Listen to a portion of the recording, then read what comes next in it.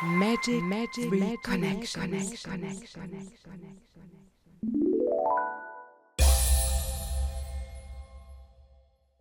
Hallo zum Magic 3 Connections oder soll ich heute besser sagen Magic 4 Connections.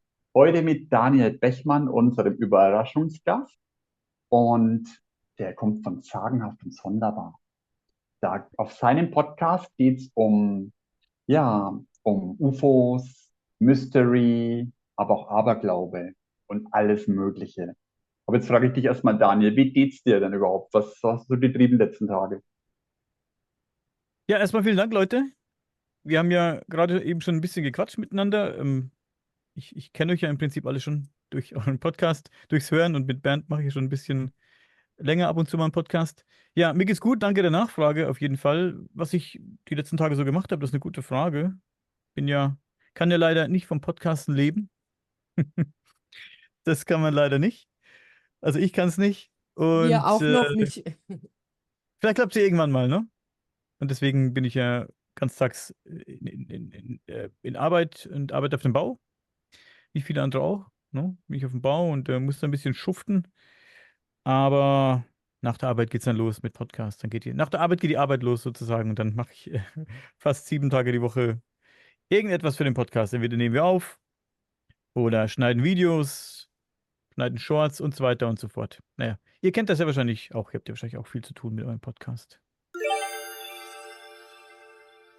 Mach ruhig weiter, ich stelle nur Ja. ein bisschen ein. Shanta, wie geht's dir? Was hast du getrieben die letzten Tage? Mir geht's gut. Ich war irgendwie viel beschäftigt, viel unterwegs und in Deutschland ist der Sommer eingekehrt.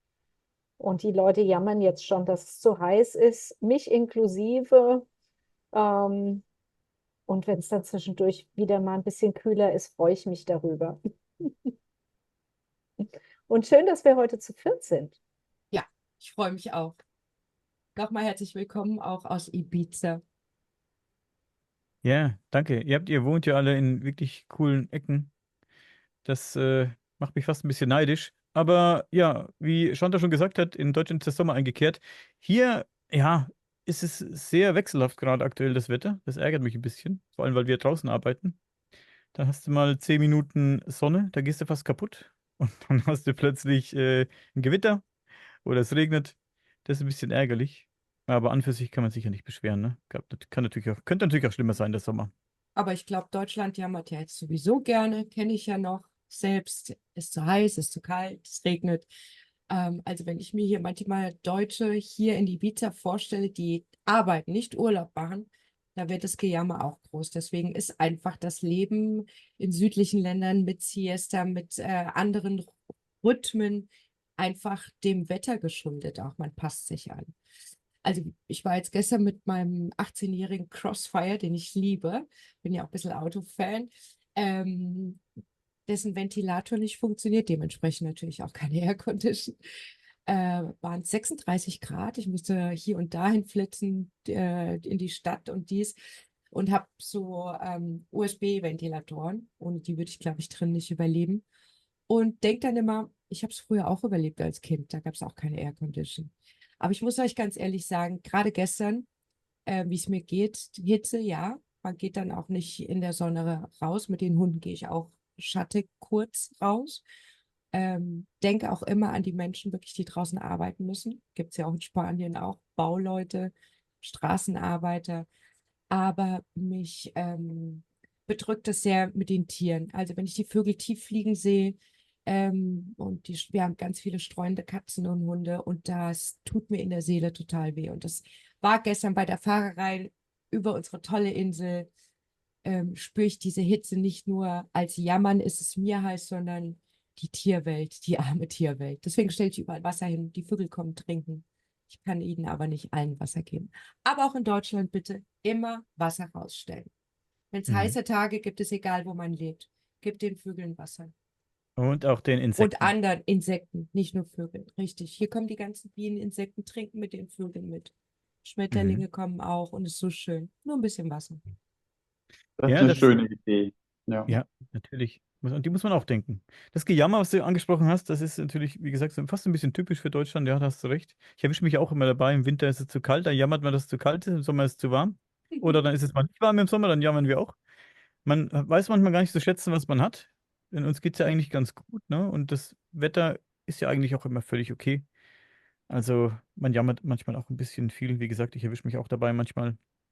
Und dabei gibt es halt Leuten, die haben es viel schlechter in anderen Ecken der Welt oder auch hier, ne? Leute, die auf der Straße leben müssen aus irgendeinem Grund oder so, die haben es dann natürlich auch nicht schön, egal ob es jetzt warm oder kalt ist, ne? Die nicht sich irgendwie eine kühle Wohnung verziehen können oder vor der Kälte verstecken können. Deswegen, da muss ich mich manchmal so ein bisschen dran erinnern, dass es den Leuten nicht so gut geht, wie es uns geht. Muss man ab und zu mal dran denken, ja. Und auch Absolut. wirklich an die Tierwelt denken, Hunde, die Pfoten. Also ich bin wirklich diejenige, die testet mit den Füßen, wie heiß es ist, weil die verbrennen, können sich Pfoten verbrennen. Überall in der Welt, nicht nur auf Ibiza. Und Ja. Hunde bitte nicht im Auto lassen, auch keine Minute. Das passiert ja auch immer wieder, immer wieder. Es werden bis zu 60, 70 Grad im Auto, ganz schnell. Und zack, ist dein Hund leider verstorben. Also, Ich erzähle immer dasselbe, wenn ich gefragt werde, was ich gemacht habe. Ich bringe dem Hund das Schwimmen, weil der schwimmt mittlerweile sehr gut, der Hund. Und ansonsten ist es wirklich das Schöne hier eben auf den Balearen, hier Nachbarinsel Ibiza oder Mallorca bei mir, dass wenn wir abends oder wenn ich abends da mit Freunden unterwegs bin oder mich mit Freunden treffe oder eben bei einer lieben Freundin im Haus bin, die hat einen Pool und dann sind wir auf der Terrasse und chillen da und essen was.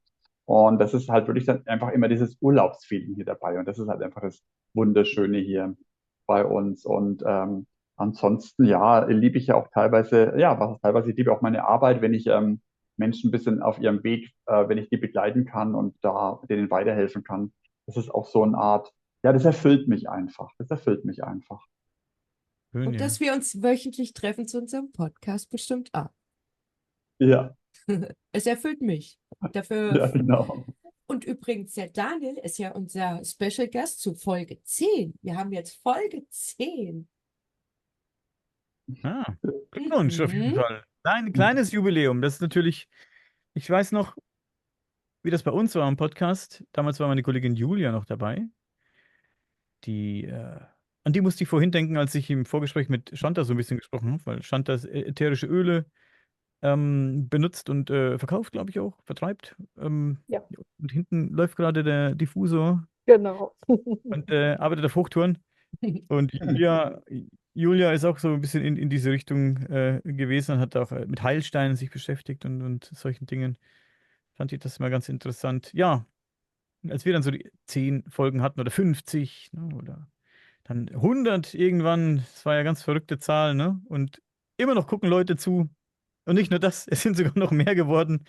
Mensch, was freut man sich da, ne? Das ist immer noch jetzt, der Podcast ist jetzt bei knapp über 10.000 Abonnenten und immer noch absolut verrückt, wenn ich drüber nachdenke, wenn ich da so die Zahlen mir angucke, ne? Es ist verrückt. Es ist wirklich so surreal für mich immer noch und macht mich so happy, wenn ich merke, dass Leuten das gefällt und man liest die Kommentare, die super coolen Kommentare, kommen auch ein paar schlechte Kommentare oder negative Kommentare. Das gehört dazu. Aber es ist wirklich verrückt, ne? Also ich freue mich auch richtig für euch so mit. Ich dann so dran denke, wie das bei uns so war. Und da guckt man dann später mal drauf, wenn ihr dann irgendwie auch mal irgendwie bei ein paar tausend Leute seid oder so, dann guckt man da drauf und denkt sich, Mensch, wie cool das war früher, ne? Ja, schön. Ja, sehr schön. Ja, wie bist du auf das Thema Außerirdische gekommen? Also ich finde das ja auch äußerst spannend und ich glaube auf jeden Fall an Außerirdische, weil es kann ja gar nicht sein, dass wir die Einzigen hier sind. Ja, also in welcher Form die dann auftauchen oder so, aber es ist auf jeden Fall ein spannendes Thema. Wie bist du darauf gekommen? Ja. Bei mir ging das damals los, als ich 16 war, 1996, mit einer, nennen wir es einfach mal UFO-Sichtung. UFO in dem Kontext jetzt nicht, das ist leider so ein bisschen verballhornt, das Wort, ne? Hierzulande, überall, glaube ich. UFO assoziiert man sofort mit außerirdischem Leben, mit kleinen grünen Männchen, mit irgendwelchen lustigen Untertassen, die da rumfliegen. Nanu, nanu. Ja, Mr. Spock, vielleicht. I don't know. Aber das ist so, dass UFO heißt halt unbekanntes Flugobjekt. Und das kann alles sein. Das kann auch Militärtechnologie sein, was weiß ich. Irgendwas, was man halt in dem Moment nicht identifizieren kann. Also, das hat noch ganz lange nichts mit außerirdischem Leben zu tun oder mit außerirdischer Technologie, wenn man sowas sieht. Das darf man immer nicht vergessen, bevor man gleich das Lachen anfängt, wenn man solche Geschichten hört, ne? Ja, jedenfalls habe ich mit meiner damaligen Freundin, mit 16, meine Freundin und einem Schulkollegen, wir wollten damals zelten und lagen da im Garten und es war eine sternenklare Nacht und der Kollege, der dabei war, der sagt, guck mal da oben am Himmel, was ist denn das? Was ist denn das, was am Himmel steht, so komisch? Und ich habe ein paar Sekunden gebraucht, um zu sehen, was er da meint. Dann sagt er, das ist doch kein Helikopter oder kein Flugzeug, das steht doch einfach nur da. Also es stand wirklich wie eingemeißelt. Am Himmel hat sich kein Millimeter bewegt, dieses Ding. Und was wir da gesehen haben, es war ein Dreieck. Es war ein Dreieck mit einem Licht in der Mitte. In der Mitte war ein helles Licht, es war ein dunkles Dreieck. Schwarz, blau, keine Ahnung. Ne? Das ist, wenn du die Hand ausstreckst und in den Himmel hältst und vielleicht den Daumen nach oben tust, vielleicht so groß wie dein Daumennagel, vielleicht nicht ganz so groß wie der Daumennagel. Dass man mal so ein Verhältnis jetzt ungefähr im Kopf hat. Es stand da, wir haben es beobachtet eine ganze Weile. Kann gar nicht sagen, wie lange, ein paar Sekunden, ein paar Minuten, ich weiß es nicht. Stand einfach nur da. Und plötzlich hat es einen Satz gemacht ich glaube, von rechts nach links ging das damals. Also wirklich im Bruchteil einer Sekunde ging das, hat das gemacht und hat vielleicht die Distanz von einem Fußballfeld oder mehr überwunden. Also wirklich im Bruchteil einer Sekunde. So schnell ging das. Also konntest du wirklich kaum erkennen. Dann stand das wieder an der Stelle, wo es angehalten hat. Und da waren wir schon echt, wir sind so dermaßen erschrocken, wir wussten, konnten uns keinen Reim drauf machen, was das sein könnte. Oder hatten wirklich langsam Angst bekommen. Hat es noch eine Bewegung gemacht und zwar war das diesmal so eine Art Z, ein Z-Muster. So ganz schnell ging das. Also wirklich wahnsinnig schnell. Also wäre da irgendein Mensch drin gewesen, der wäre zu breit zerquetscht worden, so schnell ging das, wenn man die Fliehkräfte bedenkt, die da aufgekommen sein müssen. Naja, dann stand es wieder da und dann sind wir reingerannt, ins Haus reingerannt. Wir haben die Rollos zugemacht, die Fenster, alles haben wir zugemacht, die Türen und haben nicht mal mehr rausgeguckt aus dem Fenster. Es kam natürlich mit Sicherheit nicht wegen uns, was immer es war, aber es hat uns halt so dermaßen erschreckt. Sowas kannte man halt nicht. Wir waren 16 Jahre alt, 15, 16, keine Ahnung. Und hatten halt, ja, wahnsinnig Angst davor bekommen. Und das war's. Und das war im Prinzip dieses Erlebnis. Und das hat mich, damals war ich 16 und jetzt werde ich 44, das hat mich immer begleitet. Ist mir nie wieder aus dem Kopf gegangen. Und ja, da sitze ich jetzt und spreche über solche Dinge. Ne? Das hat mich neugierig gemacht und dann habe jetzt nicht sofort angefangen, Bücher zu kaufen und mich da durchzuwälzen, aber so im Laufe der Zeit immer dann ähm, immer mehr mal ein Buch gelesen und Dokus geguckt und dies und das, so ganz oberflächlich informiert über das UFO-Thema und dann später halt immer tiefer eingetaucht. Ne? Und irgendwann, ja, vor ein paar Jahren ging es halt mit diesem Podcast dann los. Ne? Dann musste ich mich dann irgendwann noch ein Erlebnis aus meiner Kindheit erinnern, als ich meinen Eltern ins Kinderzimmer geschickt wurde. Und man könnte es vielleicht als paranormales Erlebnis bezeichnen, wenn man möchte, obwohl ich wirklich nicht verifizieren kann, was es war. Und ich lag da in meinem Zimmer, ich muss so 9 oder 10 gewesen sein. Und ich weiß es noch wie heute, ich habe das schon ein paar Mal erzählt bei mir im Podcast, aber ich weiß noch wie heute, dass ich so eine He-Man-Kassette gehört habe. He-Man, die Masters of the Universe. Das habe ich geliebt, aber das liebe ich heute, höre ich heute noch. Und mit meinem Walkman, so einen kleinen weinroten Walkman hatte ich damals und habe diese Folge gehört und als sie aus war, habe ich den Walkman weggelegt und lag eine Weile im Bett, hab an die Decke gestarrt, weil ich nicht müde war. Am Fußende meines Bettes war die Dachschräge und da war so ein Fenster, da hat das Licht rein, das Mondlicht schien so rein und hat den Schrank angeleuchtet, der gegenüber an der Wand stand. Das war ein bisschen so fast so ein bisschen wie in so einem Gruselfilm, so eine Szenerie. Davor hatte ich jetzt keine Angst, aber nur um es mal zu beschreiben. Ja, und da lag ich da und es war auf jeden Fall sehr still. Waren ja alle schon im Bett. Und auf einmal höre ich so eine Art Atmen. Also für mich hat es sich angehört wie ein Atmen und bin so erschrocken davor. Und wie es halt so ist, wenn man dann erschreckt und Angst hat, dann schärfen sich so ein bisschen die Sinne, ne? Und ich habe ganz klar einen deutlichen Atmen gehört. Also für mich war das ein Atmen. Ich kann es auch heute, ich habe es noch im Ohr.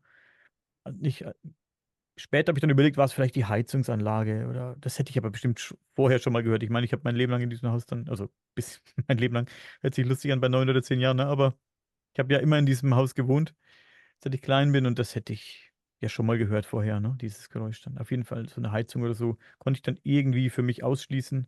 Auf jeden Fall habe ich so ein Atmen gehört und habe dann die Decke über den Kopf gezogen, weil ich furchtbar Angst hatte. Ich habe überlegt, zur Tür zu rennen und rauszurennen aus dem Zimmer, dann zu meinen Eltern zu gehen. Aber das habe ich mich nicht getraut. Da hatte ich Angst, mich vielleicht irgendwas packt oder so. Wenn man so jung ist, klar, ne, hat man solche Gedanken. Und ja, habe ich das dann durchgestanden die ganze Nacht sozusagen. Habe ab und zu mal meine Decke hoch, habe gehorcht, ob es noch da ist. Aha, ist noch da. Decke wieder drüber über den Kopf, so ein kleines Loch gelassen, dass ich atmen kann. Und bin dann glücklicherweise irgendwann bin ich eingeschlafen. Und früh war es dann weg. Und ich bin schnell rausgeflitzt aus dem Zimmer. Das meinem Kumpel erzählt, meinem damals besten Freund, meinem Nachbarn, der hat mich ausgelacht. Ganz klar. Und irgendwann habe ich es meiner Mutter, glaube ich, erzählt. Ein paar Tage später, 3, 4 Tage später oder so. Und sie hat dann gemeint, dass in dem Zimmer irgendeine Uroma gestorben ist und vermutlich da in der Ecke sogar das Bett stand. Und ja, also ich wusste das nicht mehr, aber vermutlich war es so. Und sie hatte den Verdacht gehegt, dass es das gewesen sein könnte, was ich gehört habe. So der Geist der Oma sozusagen. Also, weiß nicht, ob ich da hundertprozentig drauf einsteigen kann, aber es war halt schon, ja, so mit allem, was man dann so danach erfahren hat. Ich hätte mal gewünscht, sie hat was anderes gesagt damals, so als Kind. Die hätte mich ja auch anders beruhigen können, aber sie hat das dann so gesagt, was nicht schlimm ist. Aber ja, sind so meine einschneidendsten Erlebnisse, würde ich sagen, die ich hatte und die so ein bisschen dahin geführt haben, wo ich jetzt bin. Mittlerweile wurden es noch ein paar so Sachen mehr, die ich mir nicht so richtig erklären kann.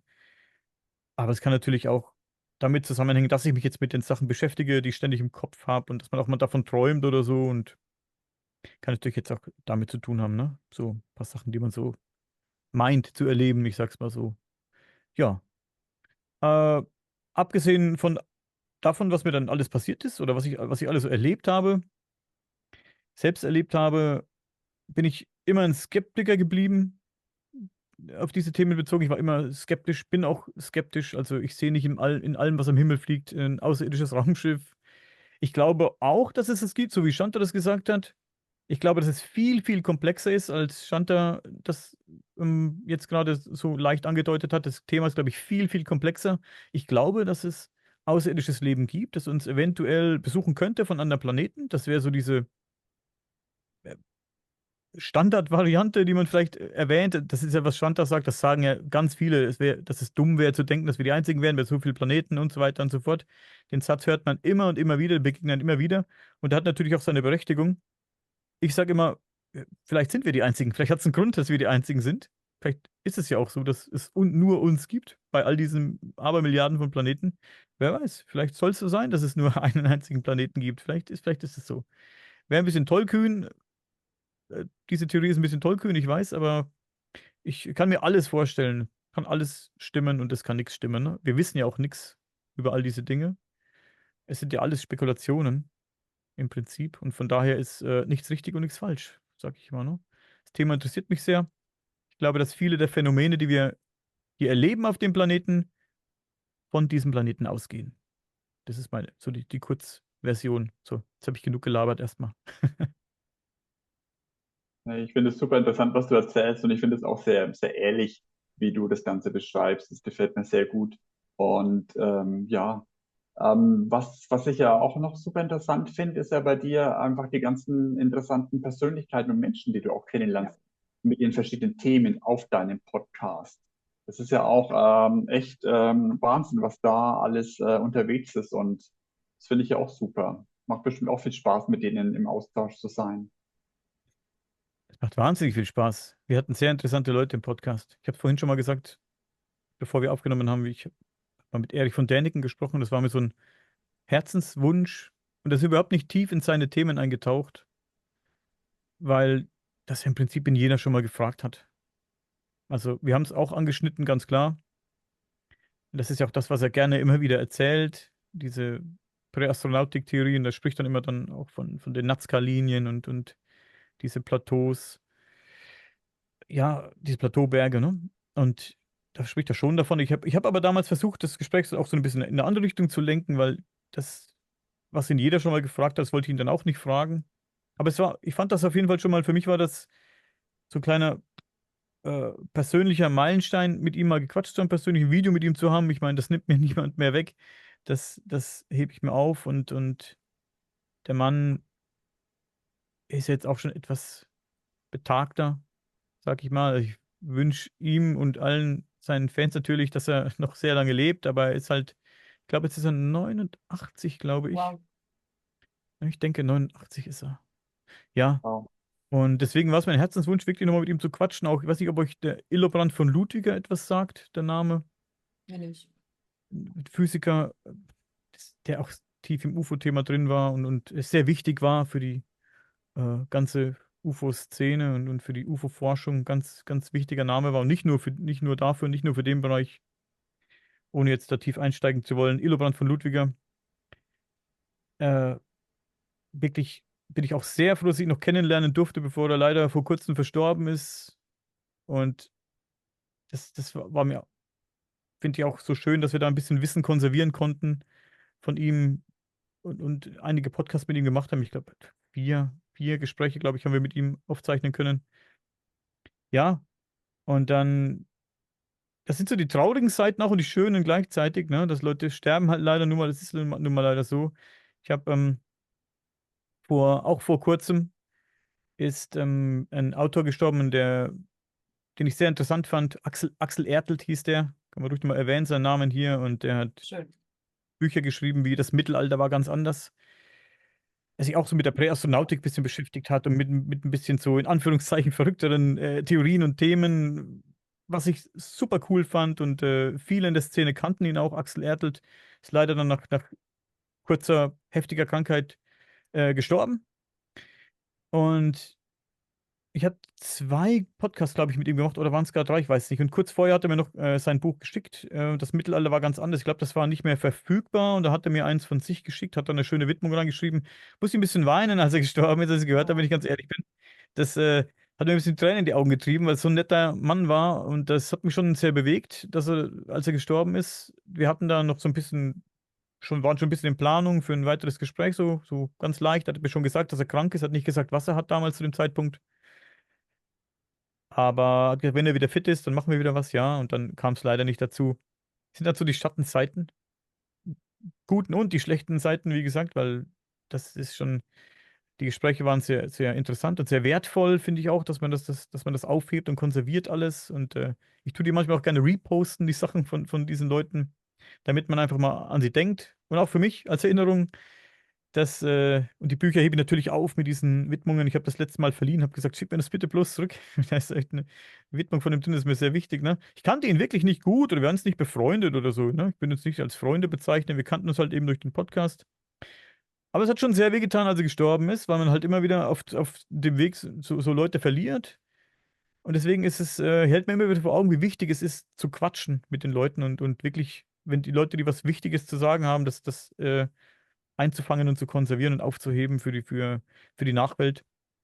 Auch die, die nach mir kommen, wenn ich mal nicht mehr da bin oder so. Und wenn dann alles schon gar nicht mehr stimmt, was sie gesagt haben vielleicht und widerlegt, das ist völlig egal. Aber das war ja auch ein Puzzlestück auf dem Weg zu der Erkenntnis dann irgendwann vielleicht im Endeffekt. Deswegen sind die auch in 200, 300 Jahren noch wichtig, die Gespräche, ne? Und interessant, wie die Leute dann vielleicht vor 200, 300 Jahren gedacht haben. Wir hören uns ja auch, oder wir lesen ja auch Bücher, Geschichtsbücher, ne, was die Leute vor Hunderten, Tausenden von Jahren gemacht haben. Also deswegen finde ich das ganz wichtig. Ja, und dann gab es noch eine interessante junge Dame hier. Jennifer Ree hat sie sich genannt. Mit ihr habe ich ein bisschen so über Psychologie, so psychologische, ein bisschen so auch so psychische Probleme gesprochen. Sie hatte so eine Seite, so ein Projekt, mir fällt der Name jetzt nicht ein, wie peinlich, ne? Da ging es darum, wie Leute sich selbst geheilt haben auf der Seite von allen möglichen Dingen. Auch vielleicht unter Zuhilfenahme der eigenen Selbstheilungskräfte, die sie aktiviert haben. Jetzt überhaupt nicht im esoterischen Sinne oder so, sondern einfach mit einer positiven Einstellung und sie hatte selbst Depressionen. Und vor kurzem musste ich leider auch lesen, dass sie gestorben ist. Sie war in meinem Alter, also war ein relativ junger Mensch noch. Musste ich auch lesen, dass sie gestorben ist. Dann habe ich gedacht, schon wieder jemand gestorben. Das ist doch verrückt, ne? Und mit der habe ich ein Gespräch gemacht. Und ja, da habe ich irgendwann dran gedacht, Mensch, ich könnte die nochmal anschreiben, die Jennifer, und könnte mal fragen, ob sie nochmal Lust hat. Und dann bin ich auf ihre Facebook-Seite, dann habe ich schon gelesen, Rest in Peace und dies und das. Ich konnte nicht herausfinden, wie sie gestorben ist. Ich wollte da auch niemanden anschreiben von ihrer Freundesliste oder so. Nicht, dass die Leute denken, ich bin einfach nur neugierig oder so. Es hätte mich natürlich interessiert. Äh, ich fände das, ich wollte es eben wissen, irgendwo, habe aber nicht gefragt, wie gesagt, weil ich schon wissen wollte, ob es vielleicht mit ihren Depressionen zu tun hat, ob sie vielleicht, ja, was angestellt hat oder ob es einen anderen Grund hat, dass sie gestorben ist, ne? Hätte mich schon interessiert, weil das wäre schon sehr schlimm gewesen. Also wäre beides sehr schlimm, aber ja, ist immer schlimm zu hören, wie Leute sich was antun dann, ne? Ich weiß selbst, wie schwer das manchmal ist, sich durchs Leben zu gehen. Ich hatte auch unter schweren Depressionen gelitten früher, habe immer noch so ein bisschen mit Depressionen zu kämpfen und Angst- und Panikattacken und solchen Sachen seit vielen Jahren. Ne? Es ist schon schwer, sich manchmal so ein bisschen durchs Leben zu kämpfen, wenn man sowas hat. Ja, aber das war auch sowas, wo ich dann ein bisschen, bisschen mir so ein Tränchen verdrückt habe, als ich das gelesen habe. Finde ich schade und viele Gäste, die bei uns im Podcast waren, die sind halt immer schon ein bisschen älter und da muss man halt auch damit rechnen, dass es irgendwann mal die Leute nicht mehr gibt, leider. Du, ja, der Bernd winkt. Ja, bei dir ist noch nicht so weit. Das dauert vielleicht noch ein bisschen. Auch Calvin Parker ist auch ein gutes Beispiel, weil stand da von Außerirdischen, vorhin ein bisschen so gesprochen hat. Calvin Parker, weiß nicht, wenn ihr mit dem Thema nicht drin seid, werdet ihr den Namen vielleicht auch nicht kennen. Es war ein ganz berühmter UFO-Fall in Pascagoula, Mississippi. Pascagoula River UFO-Incident. Und der ist in den 70ern passiert. Es war weltbekannter UFO-Fall. Ganz spannend, was der Calvin Parker da berichtet hat und sein Leben lang auch bei dieser Story geblieben ist. Er war damals ein ganz junger Mann, als das passierte. Mit seinem Kollegen zusammen waren die am See, haben geangelt, illegalerweise, und dann haben die hinter sich so ein blaues Licht gesehen und die dachten, das ist eben die Polizei, die jetzt kommt. Und dabei war es ein Objekt, das gelandet ist und dieses blaue Licht ausgestrahlt hat. Und aus diesem Objekt kamen eben so, hat er gesagt, roboterartige Wesen raus. Die hatten so Hände wie fast wie Krabbenscheren. Da sind die auf die zugelaufen, haben die gepackt und haben die zum Eingang dieses Objekts gezerrt und haben denen wie so eine Injektion verpasst, so eine Leck mich am Arsch Spritze, hat er gesagt, dass sie dann so ein bisschen, wie sagt man's, benommen eben waren so und wurden ins Schiff gebracht und im Schiff dann untersucht, so eine typische UFO-Abduction-Erfahrung eben. Und den habe ich interviewen können. Da war er schon sehr krank, er war auch sehr krank. Er hatte eine schlimme Krankheit und seine Zunge war geschwollen von der Chemotherapie und hat trotzdem sich die Stunde Zeit genommen für mich. Das war ich ihm sehr dankbar. Und ja, dann ist er dann kurz darauf auch leider gestorben. Sehr authentischer Mann, Calvin Parker. Hat mir viel Spaß gemacht, mit ihm zu quatschen. Seine Geschichte klang auf jeden Fall sehr, sehr ehrlich. Ganz normaler Mann wie du und ich, halt so eine ganz normale Person wie du und ich, saß da vor mir und hat seine Geschichte erzählt, so wie ich vom Arbeitstag erzählen würde. Man hat ihm das alles abgekauft. Ja, es waren so einige der interessanten Personen, die ich kennenlernen durfte. Und nicht zu vergessen die unzähligen Leute, die mir nicht jeden Tag, aber sehr oft in der Woche E-Mails schreiben von ihren Erlebnissen und so und auch die ich im Podcast schon ein oder anderen hatte, die überhaupt nicht berühmt sind, keine Bücher schreiben. Die finde ich eigentlich, ehrlich gesagt, fast am coolsten. Diese Geschichten aus dem Leben von so ganz normalen Menschen, wie wir halt eben sind, keine Buchautoren, keine Fernsehstars oder so. Wie, das finde ich so spannend, diese Geschichten aus dem Leben. Und die Leute haben ja manchmal auch Angst, was zu erzählen im Podcast, ne? Weil sie dann denken, sie werden erkannt oder und befürchten dann von der Familie Ärger zu bekommen oder von Arbeitskollegen ausgedacht zu werden und dies und das. Und dann trauen sie sich dann halt doch und das finde ich immer so cool, weil das ist wichtig, dass man drüber redet, ne? Ist halt nicht Mut, immer ja. so, ja, mutig sein ist wichtig. Immer mutig sein, man muss immer ein bisschen mutig sein. Das musste ich auch lernen, ne? Ist mir mittlerweile auch egal, was die Leute über mich denken. Da muss man auch, davon muss man auch wegkommen, ne? Was die Leute über einen denken, dass man da ein bisschen, Ich habe einen Punkt zum Konservieren, weil ich das ganz spannend finde und hm? sowieso die Gäste, die du genannt hast, alle Rest in Peace, dir natürlich Beileid, weil du mit denen in Berührung kamst und du sie ja konserviert hast. Und es ist was Fantastisches, dass du was mitgibst an die Zukunft von diesen Menschen, die du vielleicht auch ganz anders befragt hast, wie du eben schon selbst gesagt hast, ganz andere Gespräche hattest, als die mit anderen hatten. Ich habe mir oft gedacht, was passiert eigentlich auch mit unserem Podcast, was wir sprechen? Es gibt so vieles, was wir ansammeln und wir wissen das ja aus Geschichten, dass wir ja übermittelt bekommen durch Bücher. Aber wie stellt ihr euch das vor? All diese Informationen und du hast ja diese interessanten Menschen, jeder andere hat noch andere in seinem Podcast. In dieser digitalen Welt, ist das was konserviert werden kann? Weil du eben auch sagtest, in 200 Jahren wünschst du dir, dass man das sieht. Sieht man das? Kann man das? Also, ich dachte ja damals alles auf CD, als wir gebrannt haben, das bleibt. Nee, weg. Alles, was ich auf VHS oder Betamax aufgenommen hatte, dachte ich, bleibt. Nee, ist weg. So, jetzt haben wir das auf USB-Sticks oder in Clouds. Also bleibt das? Also ich denke mir manchmal, hinterlassen wir Spuren? Manchmal will ich wirklich einen Felsen ritzen, aber so viel wie ich rede, kann ich nicht ritzen. Deswegen will ich ja Bücher schreiben. Weiß ich nicht. Also von Konservieren komme ich ja drauf. Wie machen wir das denn? Ja, es wird natürlich bleiben. Ich denke nicht, dass das Internet, es wird sich natürlich ändern, das Internet, aber es wird sich nicht wesentlich ändern, denke ich. Es wird Mhm. natürlich anders werden, das Internet, ne? Aber es wird im Grunde wird das Internet immer geben. Es wird Seiten geben, wieso sollen die verloren gehen? Wenn sie keiner löscht, gehen sie nicht verloren. Und vielleicht das, was wir hier machen, oder ihr macht, das landet vielleicht irgendwann mal in so einem riesen Podcast-Archiv, in dem halt 10 Millionen Podcasts sind, durch die man sich wühlen kann, die es irgendwann mal gab vor 100 Jahren. Und man kann sich durch das Podcast-Archiv des Jahres 2019 bis 2025 wühlen und dann von 2025 bis 2030 und so weiter. Dann kann man gucken, Podcast von A bis Z und da steht dann eure irgendwann dabei oder meiner oder irgendeiner, egal wie groß oder wie klein der war. Ja, ich denke nicht, dass die konservierten Sachen verloren gehen, denn ich denke nicht, dass das Internet sich grundlegend ändern wird. Das Internet wird es immer geben, es wird weiter bestehen. Wenn die KI uns nicht um die Ecke bringt, Bernd und ich und Vivi haben erst kürzlich drüber gesprochen, denke ich, dass es das Internet immer geben wird und die Podcasts werden in einem großen Podcast-Archiv vielleicht, kann man nachgucken, Podcasts von 2019 bis 2025 und von 2025 bis 2030 kann man von A bis Z alle Podcasts, die es gab, sich anhören, runterladen, angucken und deswegen denke ich nicht, dass die Sachen verloren gehen. Nein, das glaube ich Okay, nicht. Ich glaube, das wird danke. alles bestehen bleiben. Danke. Ich, Weil ich ich gehöre ja finde, zu der Menschheit, die Spuren hinterlassen will. Sorry, Schatz. ja, ich finde ich habe mir das vorgestellt, wie das sein wird, wenn die Leute uns in 200 Jahren sehen.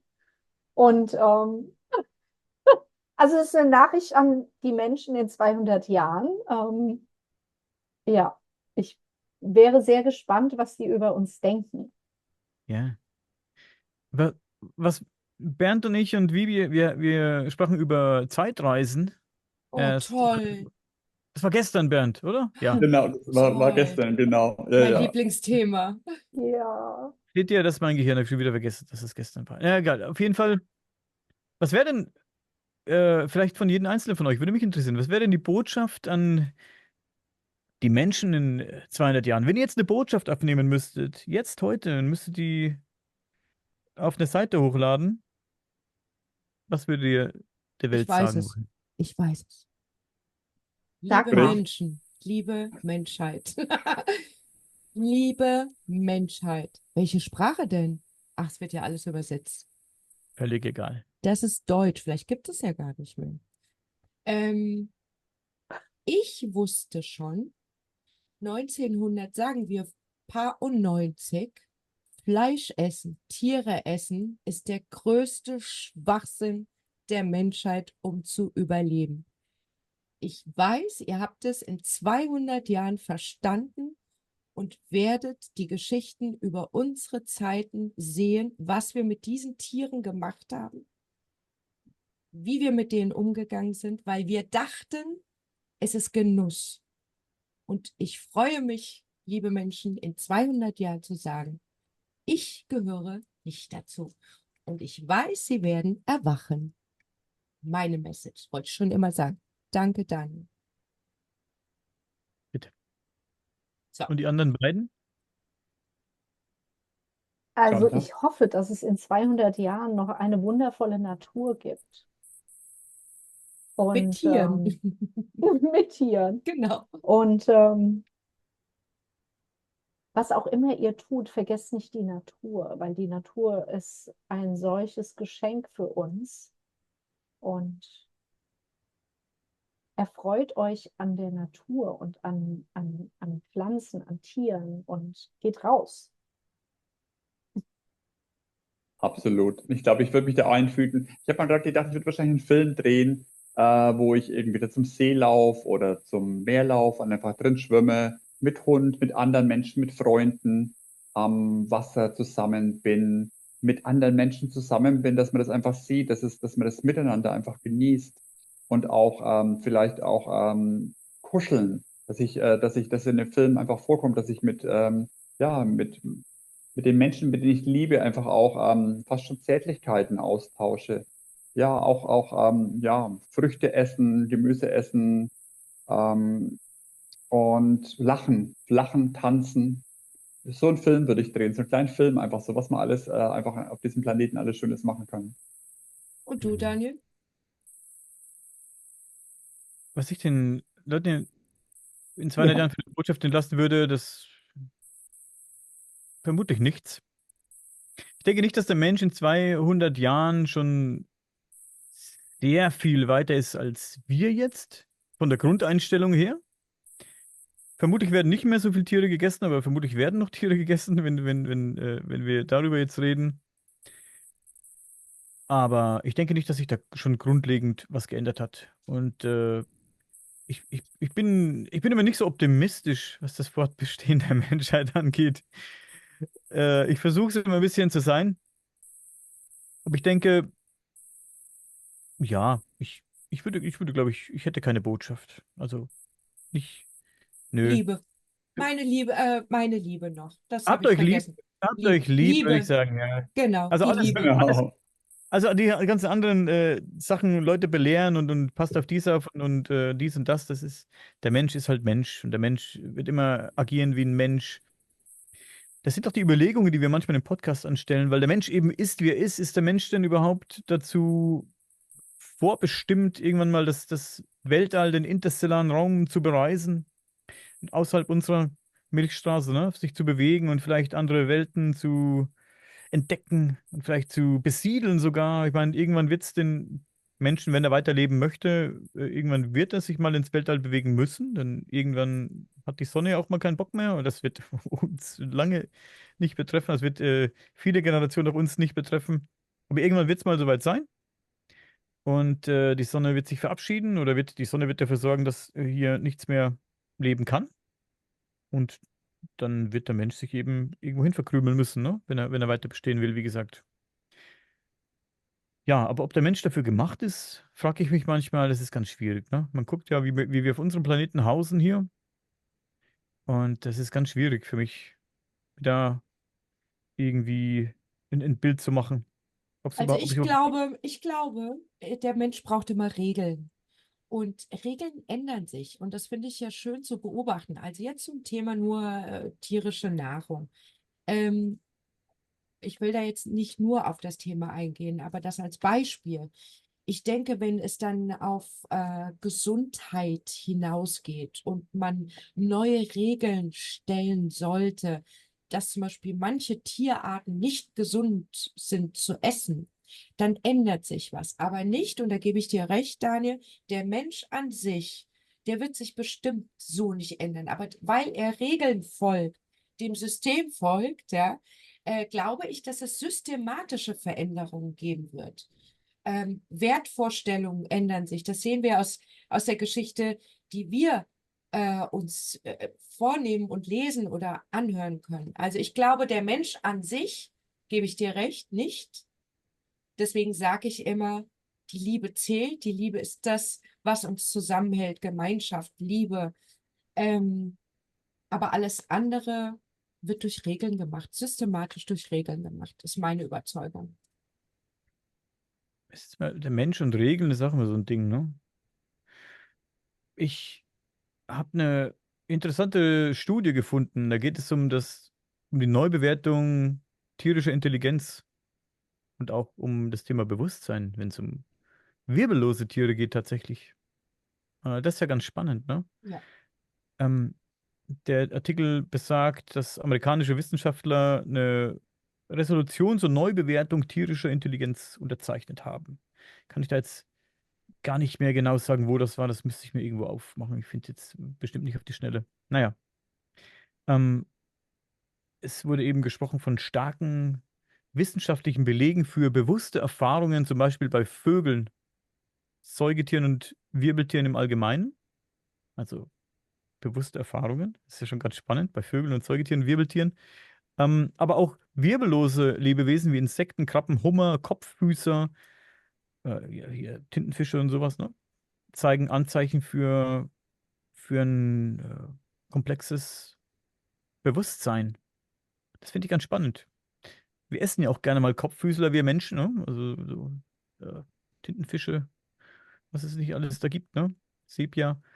Äh, und ja, auch bei Insekten, Krabben, Hummern. Also ich meine, das wird kein komplexes Bewusstsein sein, wie unseres jetzt zum Beispiel ist, ne? Also für uns Emotion. Sie haben Emotionen. vermutlich, das kann ich jetzt, die Studie Schaut nicht euch, auf. schaut euch den Film an. Sorry, da gibt es eine tolle Dokumentation. Seitdem können einige auch keinen Tintenfisch mehr essen.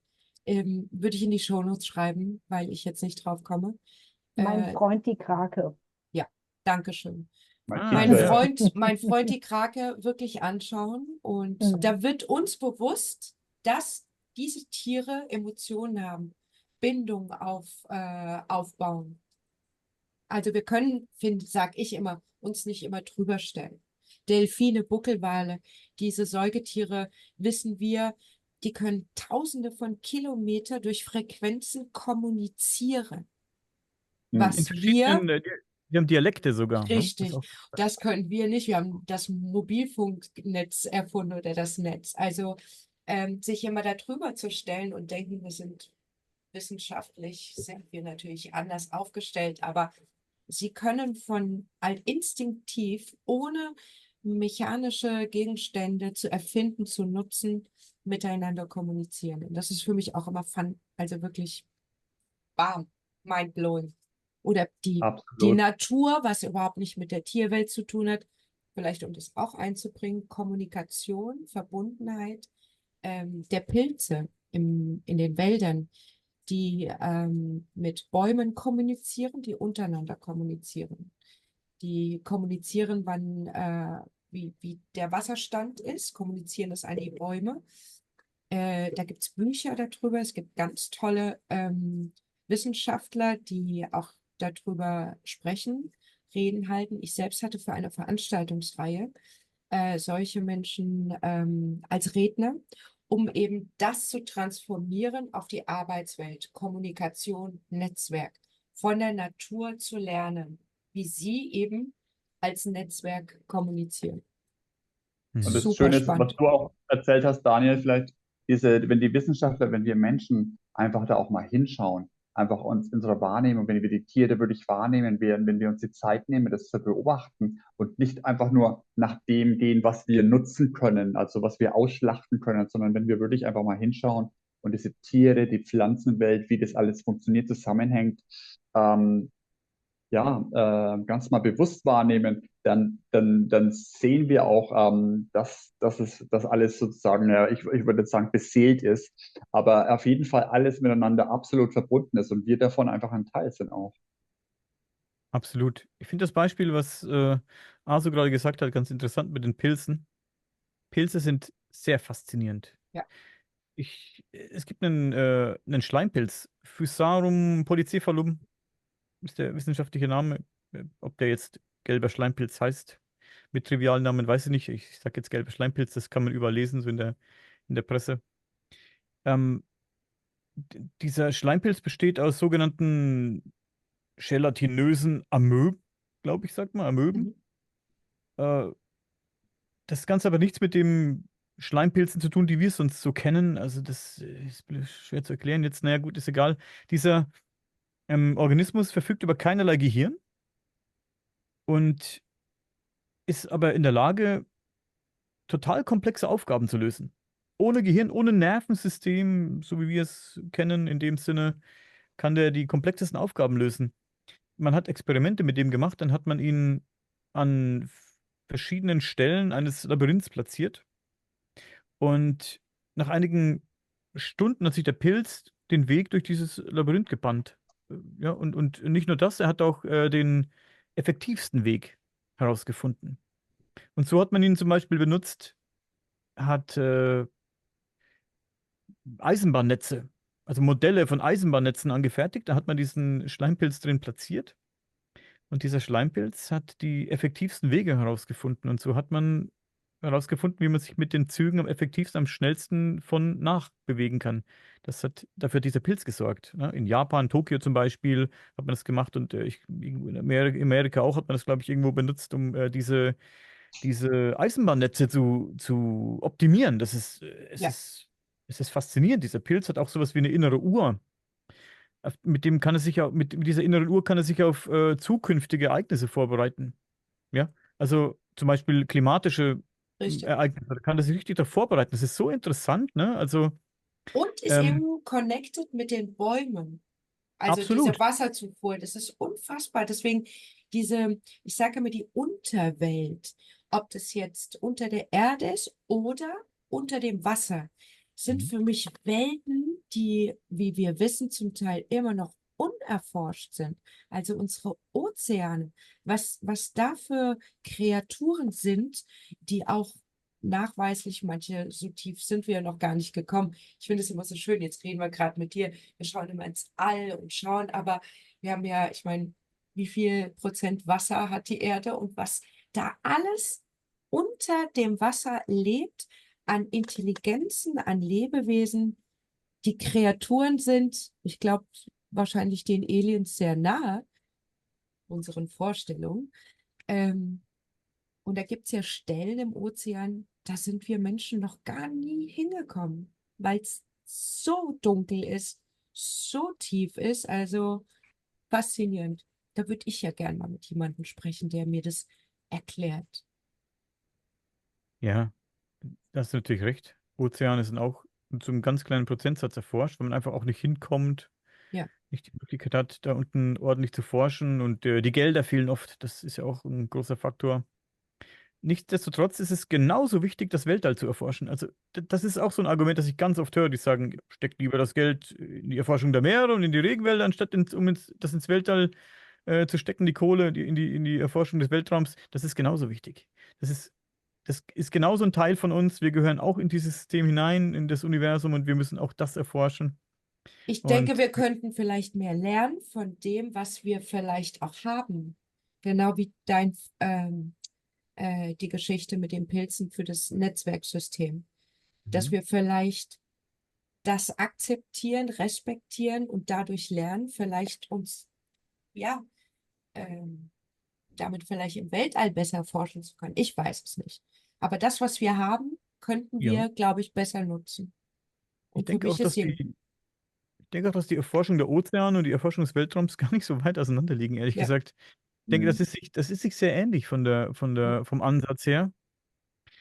Ich finde das auch äußerst spannend und man hat eine ganze Weile gedacht, dass Tintenfisch, Oktopus, diese ganzen Kopffüßler, dass das außerirdische Lebewesen sein könnten, die vielleicht via Panspermie hierher gekommen sind. Ne? Also irgendwie auf einem Gesteinsbrocken aus dem All eingefroren oder eingeschlossen in diesem Gestein oder eingefroren, hier niedergegangen sind, ins Meer gestürzt sind und hier geschlüpft sind. Und wenn man sich mal die anguckt, wie ein Oktopus oder wie diese Tintenfische sich vermehren, wie das aussieht, das sind ja kleine Aliens, die dann irgendwo ja, Mhm. irgendwo dran kleben, diese kleinen genau. Eierchen. Ich Ja. habe, glaube ich, erst heute ein Bild gepostet davon bei Echt Facebook. cool. Ja, ich glaube, gerade heute war das. Mhm. Da kann man sich auch das vorstellen, dass das irgendwo eingefroren ist und irgendwo äh, vielleicht irgendwo an einem Gestein geklebt hat und auf die Erde gestürzt ist. Warum nicht, ne? Vielleicht von einem Planeten, der irgendwie zerstört wurde und die Teile durchs All geschleudert wurden und ja, guckt euch mal man kennt das noch früher aus dem Yps-Heft zum Beispiel, das gab es bei uns, das Yps-Heft, ne? Das kennt ihr bestimmt alle noch. Da Ja. gab es diese kleinen Urzeitkrebschen da, ne? Diese Urzeitkrebse, die man in Salzwasser getan hat. Wir sind aus der Und Zeit. Ja. ja, genau, ich hier auch, ne? Wir sind alle aus der Zeit ungefähr. Und die könntest du über so viele Jahrzehnte einfrieren oder nicht einfrieren, sondern im Trockenschlaf könnten die verbringen. Die schlüpfen ja nach, was weiß ich, wie langer Zeit schlüpfen die immer noch, ne?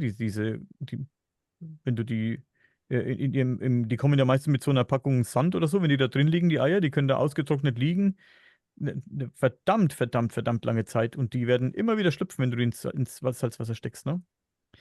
Also, das ist schon faszinierend. Also, ich finde das äußerst faszinierend. Auch genau mit den Pilzen, das Beispiel, das du vorhin gebracht hast, ich finde es auch immer wieder spannend, dass diese Pilzgeflechte gezielt nach Nahrung suchen, wissen, wo sie sich hinbewegen müssen, sich Orte merken, wo es Nahrung gab und auch anderen Pilzgeflechten, wenn die sich treffen und sich dann verbinden zu einem, und die ziehen dann weiter und dieses Pilzgeflecht, dieser eine Teil, der weiß, wo es was zu futtern gibt, der gibt das Wissen an das andere Pilzgeflecht weiter und dann weiß das dieses Geflecht auch, wo es was zu futtern gibt. Ohne jemals da gewesen sein, weiß es, ich muss dahin, da gibt's was zu beißen, da gibt es Nahrung für mich zu holen. Das ist faszinierend und das ist hier auf der Erde unter unseren Füßen, also das haben wir zuhauf. Das ist wirklich zuhauf hier, ne? Und jetzt guck dir mal an, wir haben noch nichts erforscht vom Ozean. Wer weiß, was es da Komplexes noch gibt. Es ist ja nicht nur das, was da rumschwimmt vielleicht und ich finde, ich rede ja gerne über diese Theorie mit den Aliens und es gibt ja auch diese USOs, nicht UFO, sondern USOs, also diese Objekte, die am oder im oder unter Wasser entdeckt werden. Also gibt es einen speziellen Begriff dafür, diese USOs, die werden, ja, wie gesagt, in, am oder unterm Wasser werden die beobachtet, wie sie ins Wasser tauchen, aus dem Wasser auftauchen, im Wasser verschwinden, unter Wasser sich wahnsinnig schnell bewegen, dann wieder auftauchen, sich aus einem plötzlich zwei werden und dies und das und dann fliegen die da rum und fliegen wieder unter Wasser, was weiß ich nicht alles. Viele Leute haben auch die Idee, und das fände ich mega clever, wenn es denn wirklich stimmt, dass außerirdisches Leben, das vielleicht vor langer Zeit auf die Erde gekommen ist, wie auch immer, sich unter Wasser versteckt, in den Tiefen der Ozeane versteckt. Wenn du dich im Weltall bewegen kannst, bei diesen Bedingungen ist es für dich natürlich leichtest, dich unter Wasser zu verstecken, dir da vielleicht eine Basis zu bauen oder irgendwo dich einzugraben in den Felsen oder was auch immer, dir so einen Stützpunkt zu bauen. Und da kannst du natürlich unentdeckt leben und walten und tun, was du willst und forschen. Ich denke, dass Außerirdische, die uns von woanders besuchen, es gibt ja auch die Theorie, dass multidimensionale Erscheinungen sind, interdimensionale Erscheinungen. Finde ich super spannend, die Idee. Die Ich wird ja auch. auch immer interessanter. Es ist, wie Shanta vorhin schon gesagt hat, aus dem Weltall. Ich glaube auch, dass aus dem Weltall welche kommen könnten, uns besuchen könnten. Das gab es vielleicht auch schon in der Vergangenheit. Ich glaube, dass das ein kleiner Teil ist. Und ich glaube, dass die Phänomene, die hier so ständig beobachtet werden und passieren, dass die einen ganz anderen Ursprung haben. Also da reden wir wirklich von Multidimensionalität und all diesen Dingen, nicht im esoterischen Sinne. Und ich glaube, dass das Parallelwelten etc. pp. Solche Sachen, dass es damit zu tun haben könnte. Aber wenn du eine außerirdische Lebensform bist, nicht entdeckt werden möchtest und auch nicht gefunden werden möchtest, würde ich mich vermutlich irgendwo in einen Berg reinhämmern. Oder ich würd mich ganz tief in den Ozeanen verstecken, wo ich weiß, da kommen die Planlosen da oben sowieso nicht hin mit ihrer Technologie. Da verstecke ich mich da unten und ich finde die Idee mega cool. Ich finde auch die Idee mega cool, dass diese Tintenfische, Oktopus, was auch immer, außerirdische Lebewesen sein könnten. Und wer weiß was noch. Das sind ja wirbellose Tiere. Es sind wirbellose Tiere. Und was ganz spannend ist, diese, diese Kopffüßer, die spielen. Die mögen es zu spielen. Denen gibst du einen kleinen Ball, da fangen die was mit an. Du kannst mit denen so ein Spielchen machen, dass sie den Ball bringen. Die genießen es offenbar zu spielen. Und Spielen ist ja für wirbellose Tiere eigentlich komplett, ähm, ja, wie sagt man es denn? Also uninteressant. Also wirbellose Tiere spielen eigentlich nicht. Die haben überhaupt nicht die Veranlagung zu spielen, denn die brauchen das nicht. Das ist so ein Ding, Spielen gehört ja zu uns Wirbeltieren oder Säugetieren, besser gesagt. Das gehört ja zu uns eigentlich, das Spielen, denn wir brauchen das, im Spiel finden wir heraus, wer dominant ist, wer ein bisschen der Unterwürfige ist, wie bei Hunden, kann man das auch bei Menschen. Sind ja auf dem Spielplatz die Kids, ne? Es gibt immer einen, der ist der Chef, der, ne, klebt dir einen Popel ins Gesicht und der andere lässt sich's gefallen. oder Hunde, Bären, Kinder, alle möglichen Säugetiere spielen, haben den Drang zu spielen. Das brauchen wir eben, um die Rangordnung festzustellen und um für soziale Dinge eben. Und ja, Wirbeltiere haben das nicht nötig. Bei Wirbeltieren gibt es keine Rangordnung und ich bin der Chef und wir müssen irgendwie auskaspern, wer hier das Sagen hat. Das gibt es bei denen nicht. Deswegen ist Spielen schon ungewöhnlich. Und dieses wirbellose Tier spielt eben gerne offensichtlich, was es, was es schon ein bisschen, ja, das ist sehr faszinierend. Es hat auch mehrere Herzen. Ich glaube, hatte ich 9 Herzen, 8 Herzen, ich habe keine 8. Ahnung. 8 Herzen, ne? Und auch mehrere Gehirne, um Ja. eben seine Arme so komplex bewegen zu können. Man beachte mal, wie die Form, Farbe anpassen können in Bruchteilen von Sekunden, wirklich das Muster, die Farbe ändern, sich anpassen an den Untergrund. Sie nehmen, was weiß ich, wenn du da 2 halbierte Kokosnüsse reintust, oder das nimmt das Ding mit. Das ist das Interessante. Das sieht immer lustig aus. Da schleppt so ein Tintenfisch 2 Kokosnussschalen mit sich rum. Oder eine, egal. Oder irgendwas anderes, in das er reinschlüpfen kann. Er nimmt das, trägt das mit sich rum, aber der denkt vor. Und das ist ungewöhnlich. Und man sieht in so einer Doku dann, wie der lustige Tintenfisch das Ding mit sich rumträgt und macht sich nicht viel Kopf drum. Aber das ist wahnsinnig faszinierend. Er denkt vor. Und das ist sehr ungewöhnlich für so ein Tier, dass der schon vordenkt und sagt, vielleicht 500 Meter weiter um die Ecke, da habe ich letzte Woche mal, was weiß ich, ein Hai gesehen oder was weiß ich, was mich auch immer mich da fressen kann. Ich nehme das Ding mal mit und wenn der kommt, dann quetsche ich mich in diese Kokosnüsse rein oder in diesen Topf rein oder in was auch immer. Das ist komplett ungewöhnlich für so ein Tier, für so ein wirbelloses Tier, dass der vorausdenkt und zur Sicherheit sich diesen Schutz mitnimmt oder so.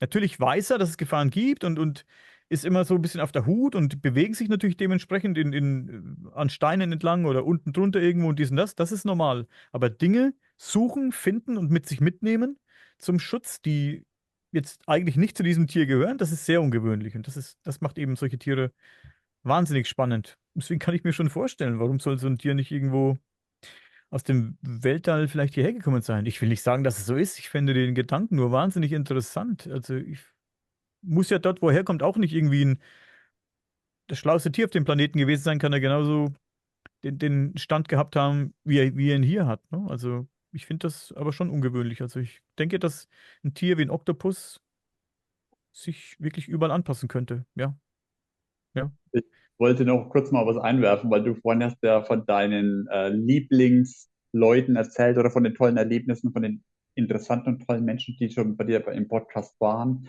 Und Erik von Däniken ist ja noch am Leben und die anderen, glaube ich, die waren dann, glaube ich, alle schon verstorben. Also Ja. wenn du mal beim Daniel im Podcast bist, hast du auch die Chance, hinterher noch lebendig rauszukommen und das zu überleben. Also die meisten, die du interviewt hast, die sind dann alle doch am Leben, glaube ich, oder?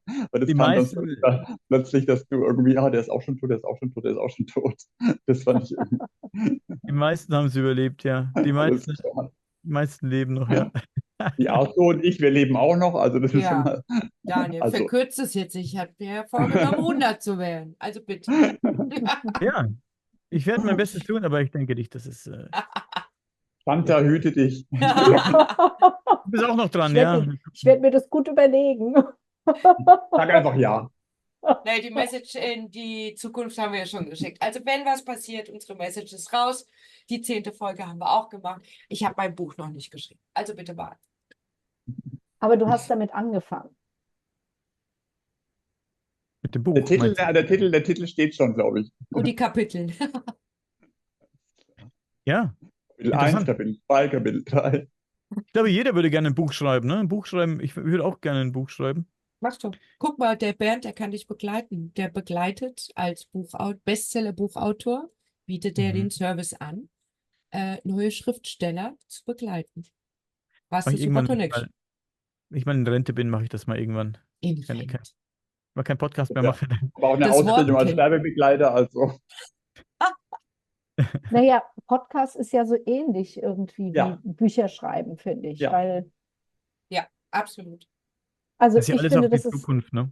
genau, das ist ja schon auch, man redet über seine Themen und was sich bewegt und du hinterlässt auch was für die Nachwelt. Also für mich ist das was ganz Ähnliches wie Bücher lesen. Also ich finde ja Podcast, also ich höre einfach auch gerne Sachen an. Tatsächlich viel mehr, als ich Bücher lese. Ich auch. Wir können ja unsere Podcasts transkribieren. Das geht ja. Da hast du Machen die, Bänder. Das macht das geht. YouTube nicht automatisch, glaube ich, wenn die Ja, transkribieren. Ja. genau. Kannst du zum Was war denn Beispiel. was war denn das letzte Buch, das ihr alle gelesen habt? Ich hab's da. Ich nicht. Das ist echt lange her. Ich lese gerade tatsächlich ein Buch von Osho. Ah, Ich habe mir jetzt einfach wieder angewöhnt, abends ein bisschen was zu lesen vorm Einschlafen. Und das heißt Intelligenz des Herzens. oh, oh, schön. Um was geht's da? Es geht uns ein bisschen über seine Geschichte auch und über Mhm. die Commune und ja, Ja. genau. Der hat ja immer Fragen gestellt, also Fragen beantwortet.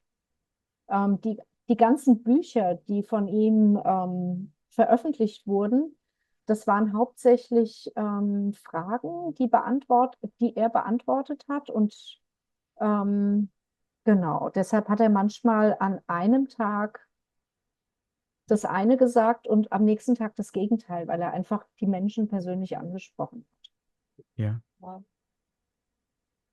Stell ich mir Hm. spannend vor, ja. Ist ein interessanter Mensch bestimmt. hat. Ja. Ja, sehr interessanter Mensch. Ja. Und was hast du gelesen, Bernd? Oder welches ist Der das Buch? Daniel weiß es schon. Ich habe jetzt angefangen mit dem Buch Märchenhaft von Ah, Bernhard Reicher.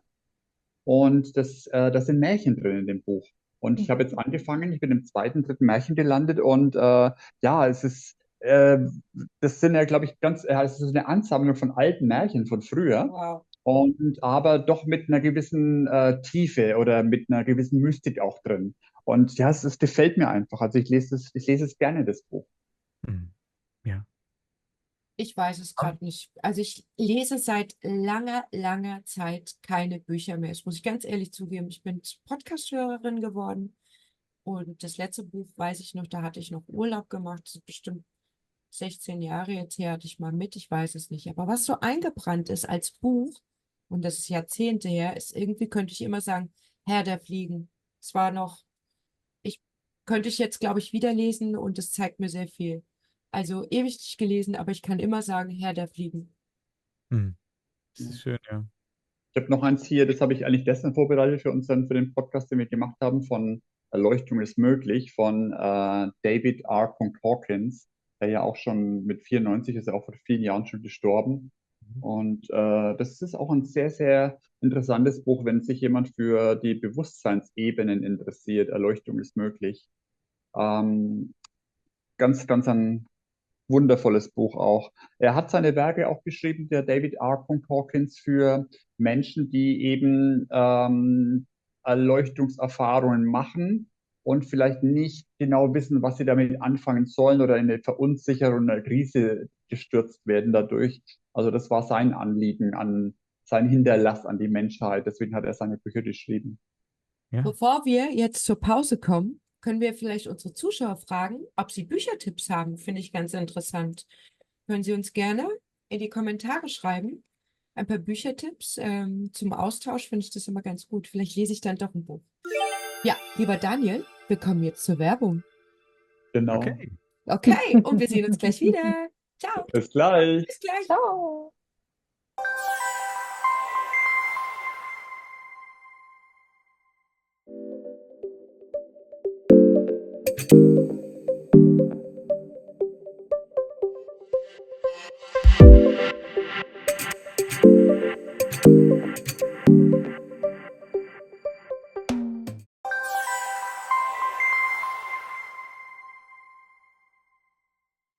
Juhu, da sind wir wieder. Und habt ihr uns eigentlich schon abonniert?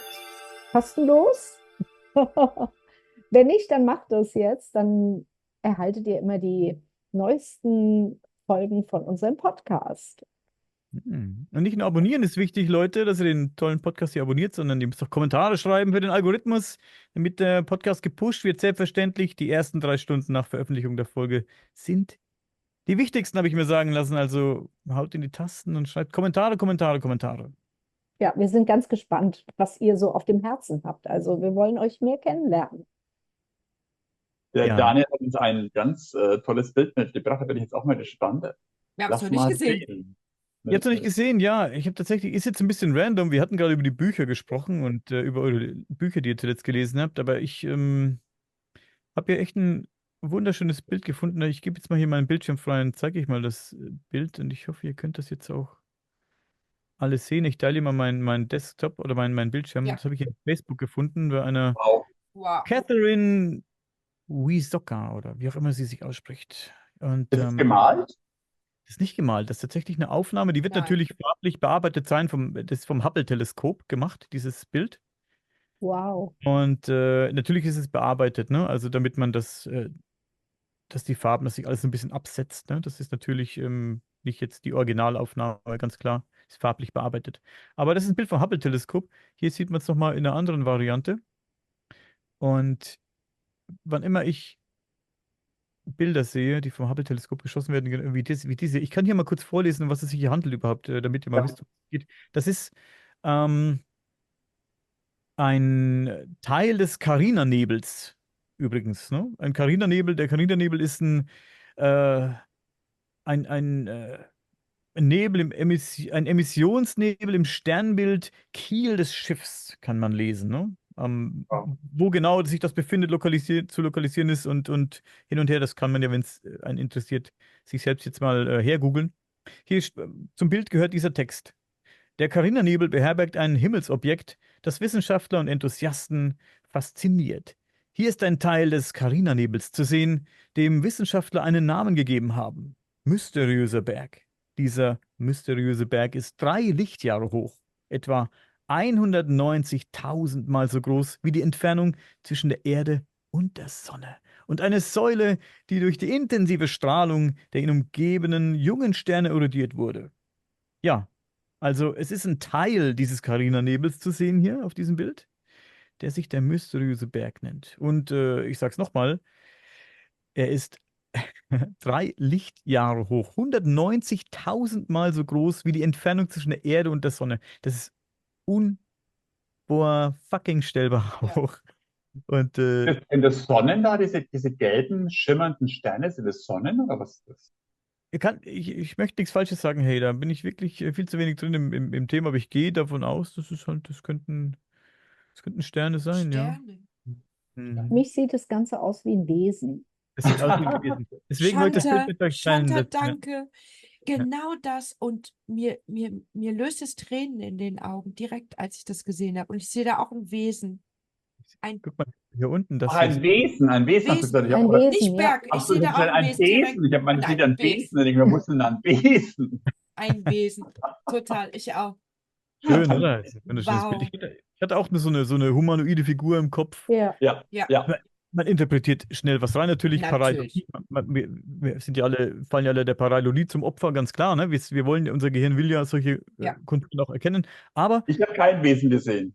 Okay. okay, du hast einen Besen gesehen, ja, ich weiß. Nein, auch nicht. Aber es ist wunderschön und das muss man einfach mal auf sich Wunderschön. dieses Ja, Bild. es ist Und, wirklich wunderschön. Wunderschön. auch so die Details, wenn man auf die Details achtet, Ja. das werden natürlich auch so Teile des Nebels sein, hier überall Wahnsinn. rum und so, ne? Hier, das Kleine hier. Und ja, auch in der anderen Perspektive hier. Ja, das ist Wahnsinn. Wahnsinnig schön aus. Und ja, Das das ist ist wie alles, eine Aura. das ist Als alles, da hättest du oben, die Aura festgehalten des Wesens. Das ist unfassbar schön. alles um uns herum. Wir leben, Ja, wir leben genau. um diese wunderschönen Sachen herum leben wir. Ne? Das ist sehr faszinierend drüber nachzudenken, dass wir Teil von all dem sind. Wir sind halt irgendeiner von diesen winzigen Punkten im Hintergrund, irgendwo sind wir, ne? Und gehören einfach dazu. Und dann, ja, fragt man sich halt, warum und was und Meine was hat. Vorstellung ist ja, dass die Sterne die verstorbenen Seelen sind, die Lichter sind. Hm. Ich denke ja auch, dass ich habe es vor einer Weile in einem Podcast gesagt, in meinem JWR-Podcast habe ich das gesagt, mit Dean. Habe ich gesagt, dass ich glaube, dass die Erde, wie viele andere das auch natürlich auch glauben, dass alles hier beseelt ist und so, das kann ich mir gut vorstellen. Ich denke nämlich auch, dass der Planet so eine Art Bewusstsein hat, Seele, ich mag das Wort Seele nicht so. Ich weiß nicht warum. Ähm, aber ich glaube, dass der Planet ein Bewusstsein hat. Das Mhm. bin ich mir fast sicher. Ja, ich kann es nicht ultimativ wissen, kann natürlich auch ganz anders sein, ganz klar. Lass mir alle Optionen offen, aber ich kann mir das vorstellen. Der Planet hat ein Bewusstsein und handelt auch dementsprechend. Das heißt, er gibt dir was Gutes und er gibt dir auch was Schlechtes. Und er handelt eben, wir handeln, wie wir Menschen handeln, unserem Bewusstsein entsprechend und der Planet handelt eben seinem Bewusstsein entsprechend. Das kann natürlich ein Bewusstsein sein, das überhaupt nicht funktioniert wie unseres, ne? Das muss man sich auch vor Augen halten. Wir kennen ja nur unsere Art von Bewusstsein. Wir können jetzt auch nicht erklären, was Bewusstsein ist, aber wir haben so eine grobe Vorstellung und was wir eben tun. Ich glaube, dass ein Planet so jeder Planet vielleicht sein eigenes Bewusstsein haben könnte, auch so auch die Erde, wie gesagt. Und auch habe ich die tollkühne Idee in den Raum geworfen, letztens bei meinem Kollegen Dean im Podcast, dass zum Beispiel Naturkatastrophen oder Plagen, Pandemien, you name it, was auch immer, äh, vom Planeten bewusst hervorgerufen werden, um eben auch als Reaktion vor allem auf uns Menschen hauptsächlich. Ne? Der Planet reagiert ja auch, wenn jetzt zum Beispiel irgendwo Tiere grasen und diese Region meint jetzt, hier ist genug gegrast, jetzt muss erstmal wieder ein bisschen wachsen, bevor ihr weiter fresst, bevor ihr uns alles hier kaputt fresst, dann werden Bitterstoffe ähm, produzieren diese Pflanzen Bitterstoffe und die Tiere fressen das nicht mehr, weil es zu bitter ist oder so eine leichte Giftigkeit dann hat. Dann gehen die woanders hin und fressen weiter und die Stelle kann sich erholen. Hm? Oder Pflanzen transportieren Informationen. Pass auf, da kommt eine Elefantenherde und dann werden Bitterstoffe produziert und so weiter und so fort. Wir haben vorhin die Pilze genannt. Das ist ein wahnsinnig komplexes System. Und dass die Erde ein atmendes, lebendes, lebendiges Wesen ist, nicht im esoterischen Sinne, sondern sprichwörtlich, finde ich, das ist für mich absolut eine Option, ne? Dass da auch so ein Bewusstsein entstehen kann oder entsteht, das kann ich mir auch vorstellen. Ist auch spannend, wie jeder Planet seinen eigenen Klang hat. Habt ihr euch schon mal das angehört? Planet Sounds kann man sich anhören bei YouTube. Dann hat der Mars klingt so, der Jupiter so und so weiter und so fort. Und auch die Erde hat ihren eigenen Klang, weil wir natürlich darauf leben und auch Geräusche produzieren. Und so denke ich eben, dass jeder Planet sein Bewusstsein haben könnte und auch agiert dementsprechend. Weil wir haben uns so ein bisschen wir Menschen haben uns so ein bisschen selbst rausgenommen aus diesem natürlichen Kreislauf. Ne? Wir sind ein bisschen so die Außenseiter, wir sind die schwarzen Schafe. Wir haben irgendwann im Einklang mit der Natur gelebt, vor ganz, ganz, ganz, ganz vielen Jahren. Dann haben wir auch die Natur uns zunutze gemacht und sie hat sich uns zunutze gemacht. Das war ein Geben und ein Nehmen. Und irgendwann sind wir ausgestiegen, haben angefangen, Müll zu produzieren, den auch in der Natur abzulagern. Wir haben die Natur nicht mehr genutzt. Ja, heutzutage auch. Wir schmeißen da Chemie in uns rein, wenn uns irgendwas fehlt, ne? Und keiner geht mehr auf die Wiese und sammelt Wiesenkräuter. Nicht keiner, sondern die wenigsten vermutlich, ne? Und man schmeißt hier Chemie in sich rein. Also wir haben uns schon ein bisschen so wegbewegt. Auch die Technologie fasziniert uns Menschen natürlich sehr und wir wollen natürlich auch immer die neuesten Geräte haben und wollen auch gucken, wie es weitergeht. Sprichwort KI zum Beispiel, haben wir gestern auch drüber gesprochen, Bernd und Vivi und ich. Und verlassen uns dann immer mehr auf die Technologie und lassen die Natur und alle ihre Wunder und Geschenke so ein bisschen außer Acht. Ne? Das ist sehr schade. Deswegen denke ich, dass die Erde uns so manchmal so ein bisschen bekämpfen könnte. Indem sie uns eben vielleicht Krankheiten schickt. Es ist witzig, Pest. dass du das sagst, weil das habe ich immer gedacht, ich glaube schon als Kind. Aber gar nicht. Ich glaube, uns fehlen auch die Wörter, Dinge zu beschreiben und wir vergleichen natürlich. Ich glaube nicht, dass es ein Bewusstsein ist. Ich glaube auch nicht, dass der Planet gut und schlecht, gut und böse kennt. Es existiert. Es existiert einfach intuitiv. Und ich habe immer gesagt, ich wünsche mir, dass die Natur siegen wird, dass die Natur uns besiegen wird. Und wir denken ja, wir sind so intelligent. Diese Schritte, die du gerade gesagt hast, dass wir uns entfernt haben von der Natur, gibt es ja immer wieder Back to Nature. Die werden zum Teil ausgelacht oder sie werden so hochgestellt, dass sie entweder als teuer verkauft werden. Also ne, die Relationen, die ändern sich. Es ist einfach, manchmal denke ich mir ganz, ganz banal zu sagen, wir sind so dumm. Wir sind einfach nur dumm Und der Planet ist einfach, das ist bestimmt nicht das Wort, weil es die Wörter dafür nicht gibt. Intelligenter, genauso was wir eben besprochen haben. Die Kommunikation zwischen Einzelnen, wir kennen das jetzt von Pilzen und Bäumen, von Tierwelten, die wir noch nicht mal gesichtet haben. Ähm, Ich meine, schau dir an, Lavas oder wie auch immer, wie die Erde auch lebt. Wir wissen, da existiert Magnetismus, so viele Sachen. Ich glaube aber nicht, dass das runter zu reduzieren ist auf Gut und Böse, dass sich die Erde rächen wird.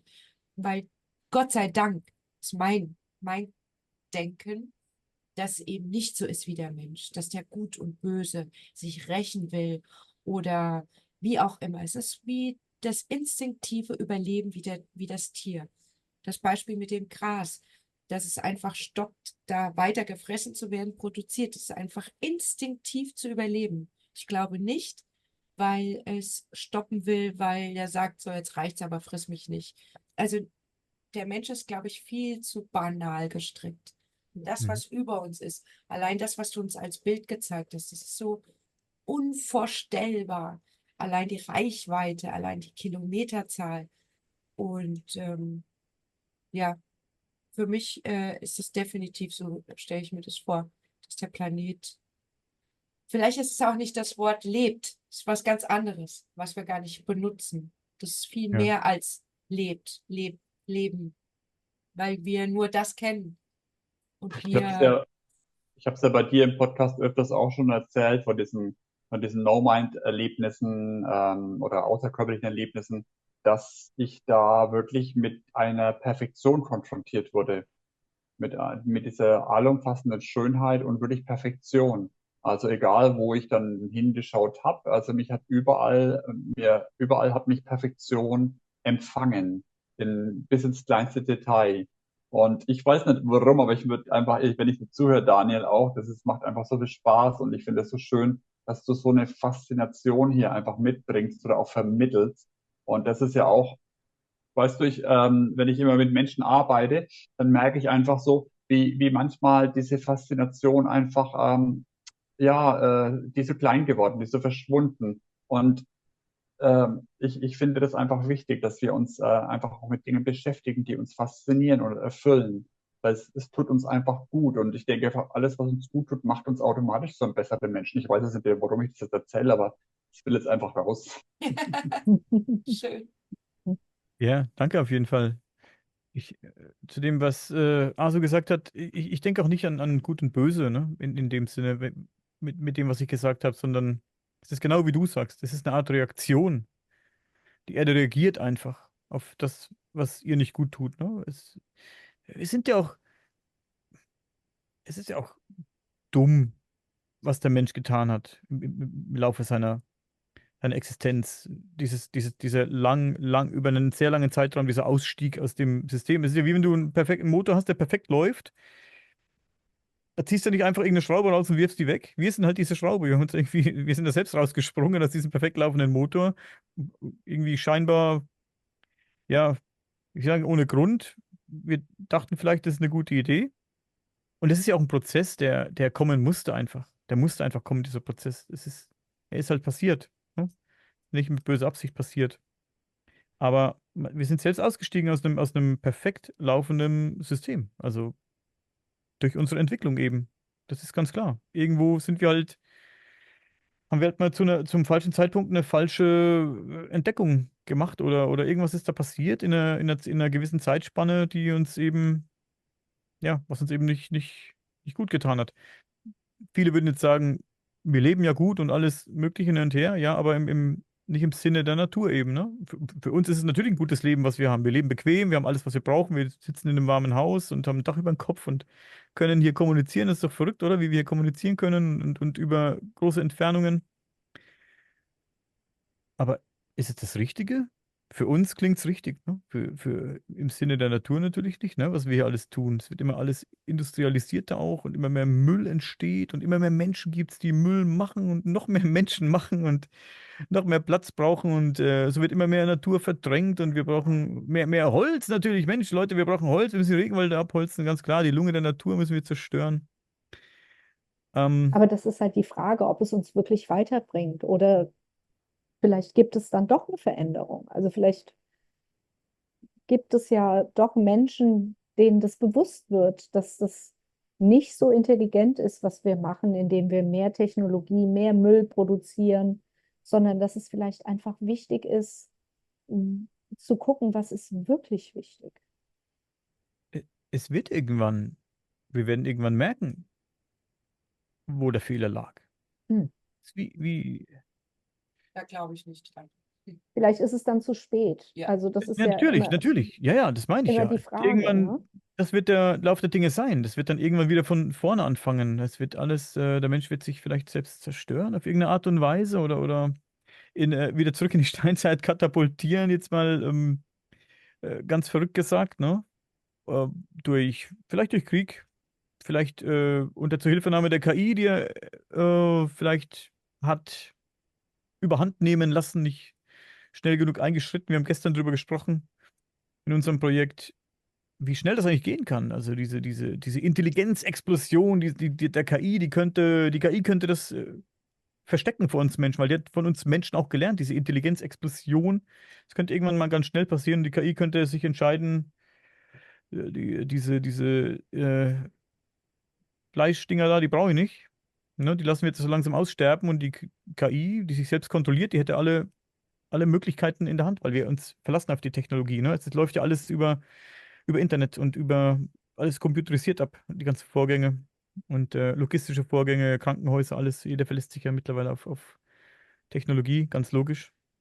Könnte das alles zum Verhängnis werden, ne? Und könnte das alles, wie gesagt, zurückkatapultieren zum Anfang und dann fängt es wieder von vorne an. Wer weiß, wie oft das schon passiert ist. Man spricht ja Ja. von äh, hochtechnologisierten Zivilisationen, die schon vor Tausenden von Jahren gelebt haben, vielleicht und vielleicht verantwortlich sind für die Pyramiden. Also ich denke auch, dass die alten Ägypter die Pyramiden entdeckt haben und für sich genutzt haben, aber die nicht gebaut haben. Das ist für mich so eine Idee, die ich gut finde zumindest, dass sie halt das nutzen, was da war, aber gebaut haben die es nicht. Das glaube ich. Glaube ich auch nicht. Also kann ich mir nicht vorstellen. Wenn wir es heute nicht bauen können, konnten sie es damals auch nicht bauen. Und das haben vielleicht Zivilisationen gebaut, die schon lange, lange vorher gelebt haben und wir nichts mehr über die wissen, ne? Ja, so könnte es dann irgendwann, das könnte der Kreislauf sein, der immer wieder passiert, bis der Mensch mal wieder normal im Kopf wird. Und da dachte ich auch, da habe ich gerade vor ein paar Wochen mit meinem Freund drüber gesprochen, wenn ich mal so rumspinne, ähm, genau mit den Pyramiden, dass wenn alles weg ist, unsere Bauten haben ja gar keine Substanz, die überleben ja gar nichts. Und wenn sich das wiederholt, sind wieder die Pyramiden da, sind wieder die Höhlen. Es ist gerade, wenn wir hier nur 5 Minuten runtergehen und wir haben da eine Höhle direkt am Meer und gehen da unten schwimmen. Wir gehen nicht gern an Beaches. Und das ist für mich unvorstellbar, diese Felsen zu sehen. Die haben wirklich schichtweise, das sind Giganten und das bewegt sich ja Jahrtausenden von Jahren. Dann frage ich mich, wenn ich da liege, was bleibt von uns übrig? Diese Felsen, die bleiben, da ändert sich partiell was. Ich glaube, es bleiben wieder die Pyramiden und alle fangen wieder an mit den Malmännchen. Aber von uns, deswegen die Frage, bleibt unser Podcast, bleiben die Fotos, Bilder, alles Digitale. Wir sind, glaube ich, was sind unsere Spuren, die wir hinterlassen? Nicht in 200 Jahren, in 1000 Jahren. Ich glaube, das sind wieder die Pyramiden. Das sind solche Felsen von der Insel, wenn die Insel noch besteht. Aber von uns nicht viel. Ich glaube gar nichts. Die Autos sind weg. Die werden Blechteile finden. Ich sage immer Coca-Cola. Die werden denken, wow, was war das denn? Weil dieser Müll, den wir produzieren, wo wir wissen, das hält sich Jahrzehnte, Jahrtausende, ich weiß nicht wie viele Jahre, in Meeren und werden Coca-Cola finden, sagen so, was war das? Also unsere Geschichte ist eigentlich armselig, ja. Es werden partiell Dinge bleiben, die Macht hatten, wo wir dachten, wir konsumieren nur, aber die haben sehr viel Macht. Und da tauche ich manchmal ein und frage immer meinen Freund und dann schwelgen wir in den Höhlen da unten am Meer zu diesen Fragen.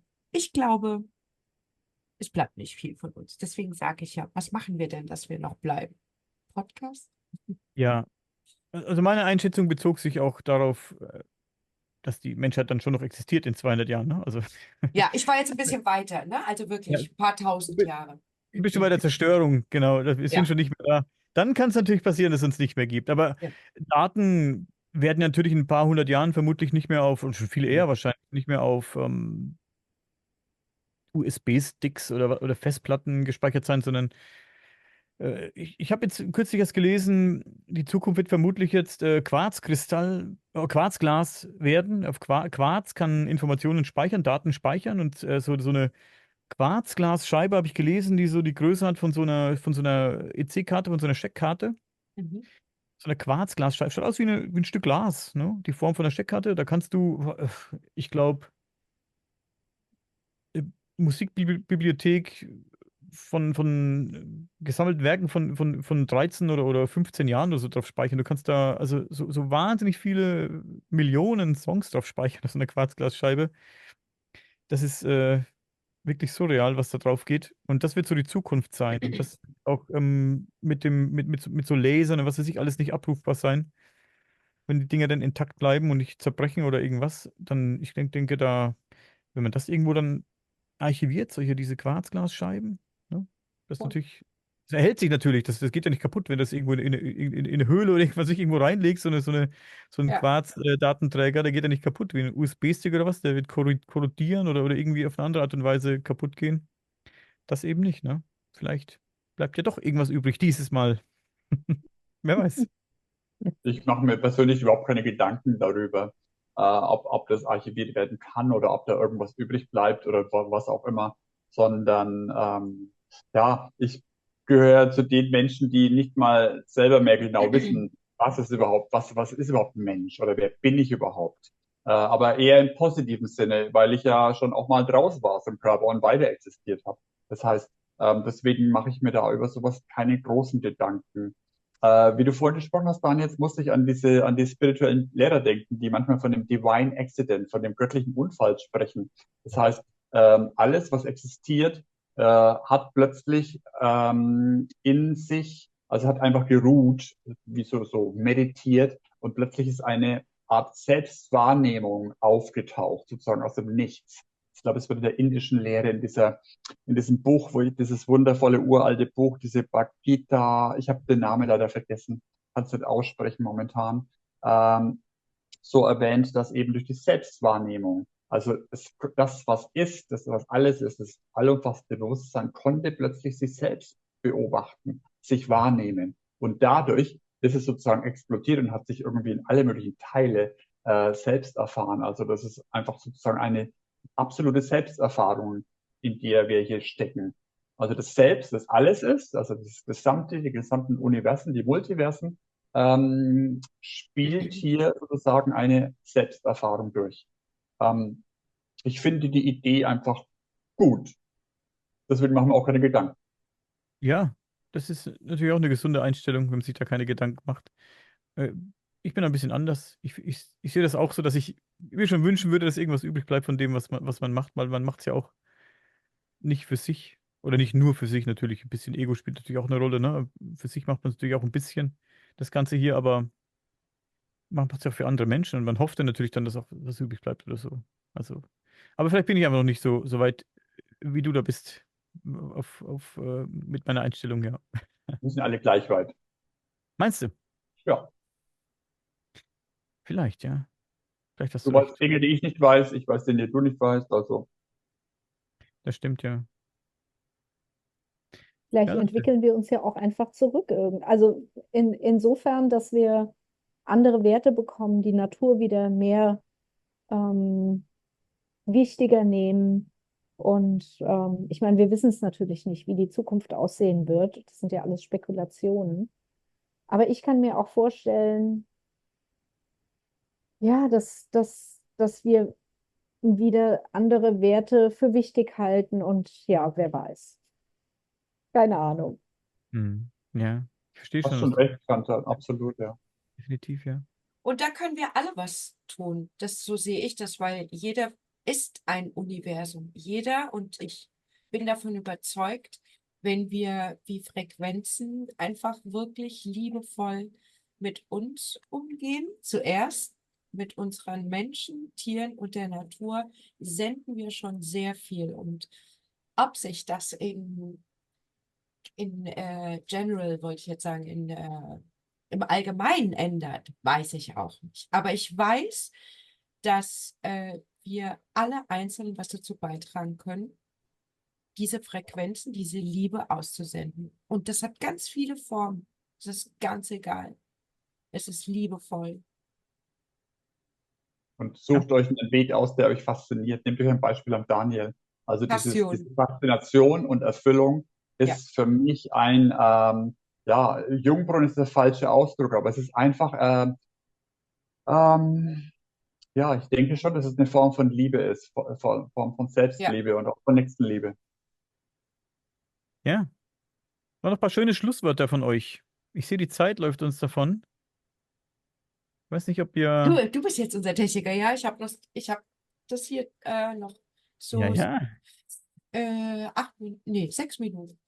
Ach so, okay. Ich habe die Uhr im Auge hier, deswegen Sehr das mal gut. kurz Ja. erwähnen. Ja. Es war sehr die Zeit ist verflogen sozusagen, ja. Also wir haben ja heute eine sehr viel längere Folge gemacht und es war sehr kurzweilig und danke, dass du bei uns warst. Sehr gerne. Hat riesig Spaß gemacht. Also ich spreche gerne mit euch. Wirklich. Ja, Jederzeit ja. gerne wieder. Und danke übrigens, das haben wir gar nicht gesagt, dass du uns auch in deinem Podcast supportest, dass du uns erwähnst und das ist echt toll. Also wirklich danke, danke, danke, danke. Sehr gerne. Dankeschön. Mache ich sehr gerne. Mir gefällt euer Podcast sehr gut. Ich höre auch gerne mal rein ab und zu, wenn ich nachts im Bett liege und ja, habt ihr absolut verdient, finde ich, ja. Sehr gerne. Wunderschön. Alles Gute an euch da draußen und an uns hier drinnen. Und ja, unserer auf Bubble. bald. Auf bald, genau. Auf ganz bald und ja, we spread love. I spread from Ibiza to the world, always. Jetzt mach. Geht doch. Mallorca. Sehr gut. Wir haben gar nicht gesagt, wo du sitzt, dann. Magst du das sagen? Wo ich herkomme, meinst du? Mhm. Ich bin Oberfranke. Komme aus der Nähe von Coburg in Oberfranken. Seid ihr Eine doch fast Nachbarn. Du bist doch auch Franke, Bernd. Ja, ich lebe auf Mallorca, das ist ein bisschen Ja. weiter weg, Franken mittlerweile, aber Ursprünglich. Nürnberg und Coburg ist schon ein Stündchen weg oder so, ein bisschen mehr wie eine Stunde oder so, ja. Gute Stunde auseinander, ja, wir waren nicht weit Ja. auseinander. Ja, Witzig. Ich glaube, meine Familie, meine Urfamilie, also meine Uroma, die kommt irgendwie aus Franken, aus der Coburger Gegend. Siehst du? Die Welt ist klein, ne? Ja, ein vielleicht Dorf. seid ihr Ne? verwandt, ihr zwei, kann ja sein. Am Ende. Also doch Magic for Connections. Wir werden es herausfinden vielleicht. Wir werden's werden mal nachforschen, ja. Alles klar. Also, passt auf euch auf. Auf Ciao. bald. Adios. Danke. Ciao, ciao. Magic Connection.